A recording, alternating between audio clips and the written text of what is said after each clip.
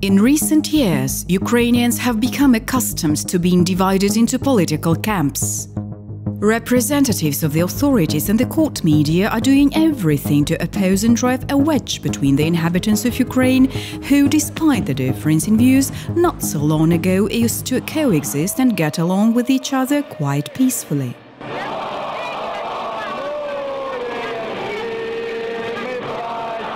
Now they are at best fighting with keyboards of their computers, at worst with weapons in their hands.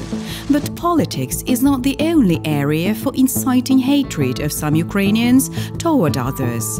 For this end, a seemingly peaceful topic like religion is quite suitable. Recently, Ukraine celebrated the Memory Day of Holy Prince Vladimir and the baptism of Rus. In Kyiv, there were 2 religious processions dedicated to this event.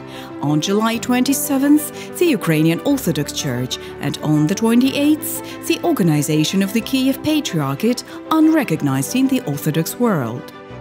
We propose a case study of how, based on these events, the technology of falsehood, hatred, and separation of Ukrainians can be seen in action. Like in the past year, in 2017, lots of believers from the Ukrainian Orthodox Church came from all over Ukraine, as well as Belarus, Moldova, Poland and other countries.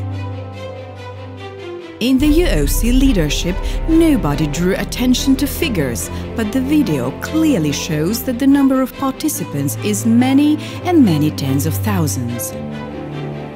These people came to pray for peace in Ukraine, stop hostility and unite Ukrainians.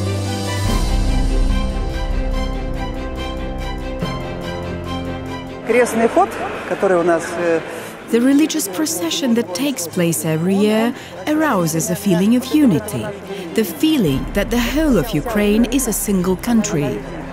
We can achieve peace and prosperity only in faith. We must pray not for ourselves, but for the people and for the whole country. However, homegrown journalists saw a completely different picture. The religious procession of the UOC was called the Sabbath of the Kremlin priests. The holiday itself was a miserable jubilee, while the believers of the church were depicted as harmful marginals, called walkers, and also fans of the Russian world. The procession of the Kyiv Patriarchate, in contrast, was called as the Procession of Ukrainians in capital letters. Workers of the channels used many other manipulations to influence the viewer. For instance, on TSN channel, plots dedicated to the cross processions of the UOC and the Kyiv Patriarchate are diametrically different already in the announcements. The tragic tone, the emphasis on the blocked roads and the abundance of police – this was how the channel referred to the UOC event. The cross-procession of the Moscow Patriarchate, more than 3,000 police officers, 8-mark congestion caused by blocked roads and metal frames on sidewalks. This is how the day began for Kyiv residents today due to the anniversary of Rus baptism. Believers went to Kyiv not on their own initiative, but rather taken to the Vladimir Hill. According to the data supplied by law enforcement, over 15,000 believers were delivered to Vladimir Hill for the joint prayer. The event of the Kyiv Patriarchate is highlighted in absolutely different colors, without any congestions and warning signs. Unlike the yesterday's procession organized by the Moscow Church, now the lady was able to have free access to miracle-working icons. Certainly, the adherents of the Kyiv Patriarchate are not delivered like those of the UOC. They arrive by the calling of their heart with entire families. The staff of the 24th channel went even further in their ingenious manipulations. Not only the participants of the so-called, as they put it, cross-procession, but even Prince Vladimir caught the blame from the journalists. One of them reminds to the viewers that believers of the Moscow Patriarchate pray to the man who used to rape women. Believers do not worry about the fact that the now holy, but in the remote medieval time the leader of the country used to rape women. Interesting enough that on the next day, commenting on the cross procession of the Kyiv Patriarchate, such facts from the Rus baptizer's biography were not mentioned at all by the channel. The center of the capital, the residence of the Kyiv Patriarchate, is the Cathedral of Vladimir the Great, located along Vladimirskaya Street. Almost every single Ukrainian man over 50 bear the name Vladimir. What earned the prince such popularity and the status of the saint is known to every Ukrainian. The central Ukrainian channels were almost unanimous in the way they covered bad procession of the UOC and good procession of the Kyiv Patriarchate. Feel the difference. Without unnecessary warnings, metal detectors, and nauseous taste of public icon kissing. It's not as massive as it was yesterday in Kyiv, but much more likable and peaceful. Sometimes the unanimity of the TV crew was so dramatic it caused the thought of temniki, political orders on what news to cover and how. Everyone had the opportunity both of free access to miraculous icons and a blessing from Patriarch Filaret. Everyone had the opportunity both of free access to miraculous icons and a blessing from Patriarch Filaret. This is the truth from the representatives of the Ukrainian mass media. Conscious incitement to hostility and even hatred towards part of their compatriots who are wrong, and frank lobbying of the interest of others who are right. Ukrainians are no longer surprised at such truth. However, completely different things are required of the people who call themselves hierarchs of the Church. They must get God's truth across to people, let alone man's truth. To put it simpler, they just cannot lie, can they? It does not befit the Church to tell falsehood. The Church should testify truth.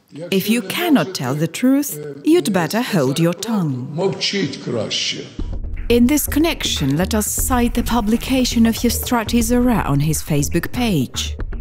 It was the Moscow Patriarchate that began to square off with us. We are indifferent to such competition, while our opponents got obsessed about it. We have more, they shout. You did see our cross procession is bigger. We have more clergymen, more parishioners, many more. True is that our Kyiv Patriarchate is to date the biggest church in Ukraine.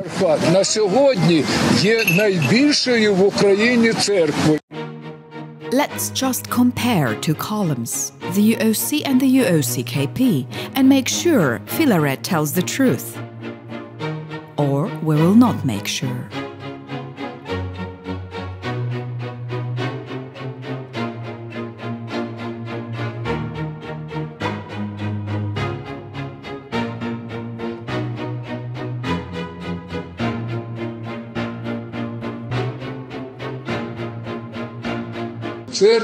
It does not befit the Church to tell falsehood.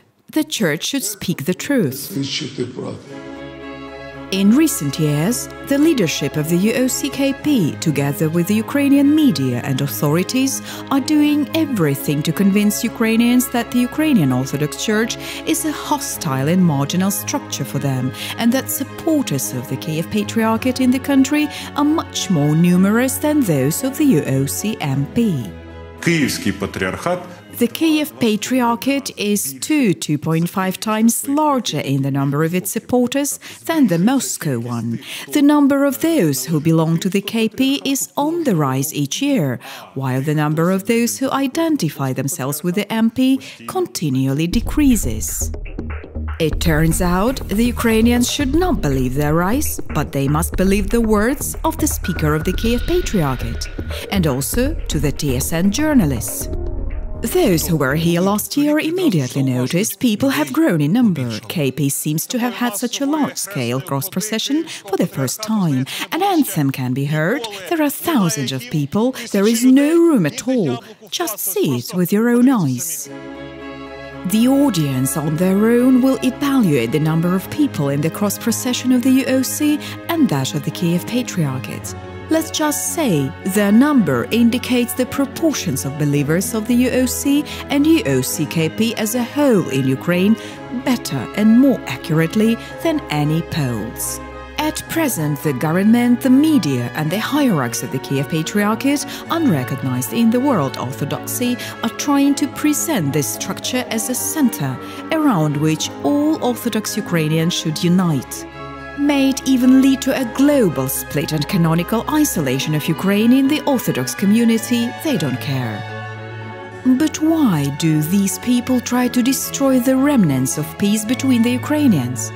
What do they offer to church believers? Their special way to the kingdom of heaven? Or perhaps peace and unity in Ukraine? It seems neither of those.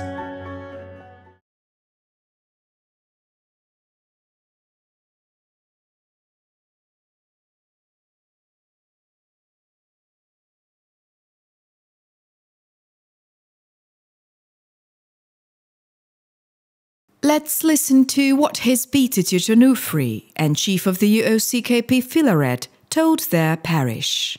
The first thing Patriarch Filaret said addressing his believers, he explained the difference between yesterday's cross procession and today's. They want to make Ukraine join Russia. Yet our anthem says we will sacrifice our soul and body for the sake of our freedom. We need freedom, democracy. We even gave up nuclear weapons, while they need slavery, because they are accustomed to slavery.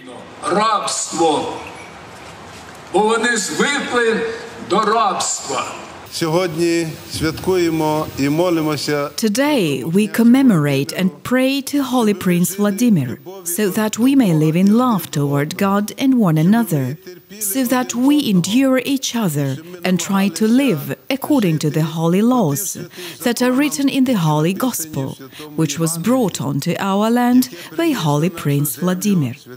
By the prayers of Prince Vladimir, let the Lord protect us and help us all. Amen. Paul the Apostle said, "The acts of the flesh are obvious: enmity, discord, jealousy, fits of rage, dissensions, factions. But the fruit of the Spirit, love, joy, peace, forbearance, kindness, goodness, faithfulness, gentleness and self-control." In spite of the titanic efforts of the authorities and mass media in the hate campaign against the Ukrainian Orthodox Church, on July 27th, a gazillion of people walked in the procession from Holy Vladimir's Hill to the Kyiv Patriarchate. They, as they now say, voted by their feet, voted against the acts of the flesh, hostility, discord, rage, dissensions and factions, voted for the fruits of the Spirit, love, joy, peace, forbearance, gentleness and faith.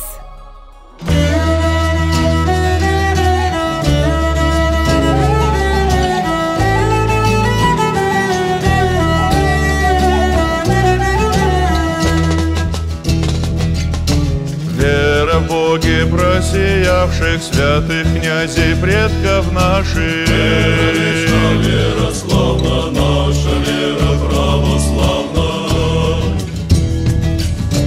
Про тела святых народу пить дает живую воду. Вера вечна, вера славна, наша вера православна.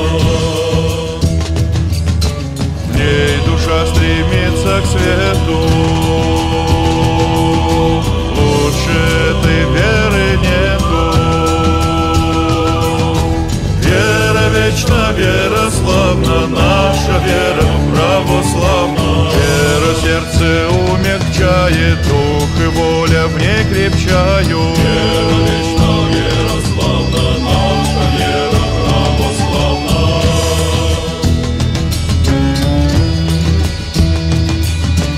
Вера истинная, вечна, наша вера бесконечна. Вера вечна, вера славна, наша вера православна. Вера вечна, вера славна, наша вера православна.